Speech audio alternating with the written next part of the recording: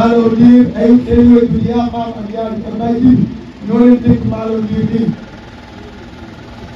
ñu waaye boo xam ne Malo Ndir nii bu ñëwul jàpp ci dara ndax moom nii ak jabar bi lépp lu ñuy def ci ndigal Malo Ndir nii lañ ko def kon nag bii nee na muy sant Malo Ndir bu baax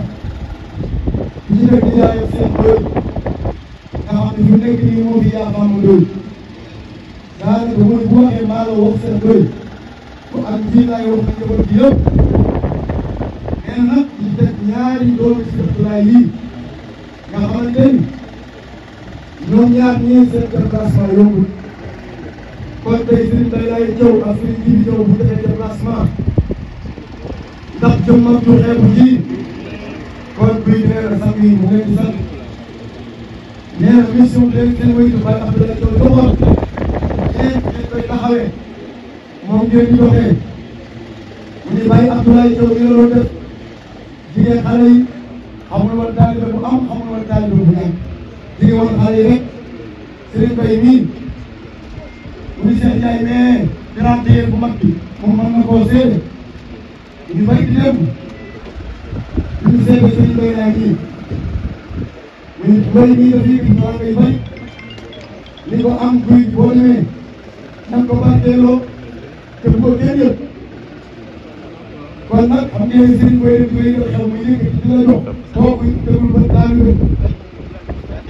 muy waaye nag moom dañu woon ba ko xaay mooy faaw jox ko Serigne Djibi ni moom yaakaar nañu nee na moom bii dina day enquête Serigne Djibi moom day rus sax nee na si bii dina ko dégg Serigne Djibi danaa kan Serigne Baye doy na ñëwal tax ma téye nee na Serigne Djibi mosu koo tax mu yor moom lu dul si mooy jàpp si Abdoulaye Thiaw mooy Omar Kane mooy jàpp xale bi Baye Abdoulaye Thiaw nee na loolu bu ñu dalee nee na moom seen ji lu yor moom lii biir moo ko nee na ci wàllu sa bopp mu commencé moom lu ko neex la koy wax bu ko neexoon nag ba ñu fekk wala bu koy def ci bëccëg ci maam Ndiaye sax moom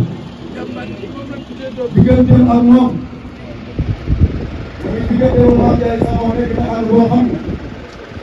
yàlla rek la koy bàyyeel ndax maam bu ñu fekk na ko mu ne ñu baari tey ci métier bi tegoon ko ndax moom lay bëy ku ko wax émission mu ne bëy bi wax yi dafa teew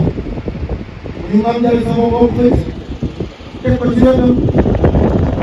su ko nee émission bi ko jaay lu ma bëgg a wax mu jox ma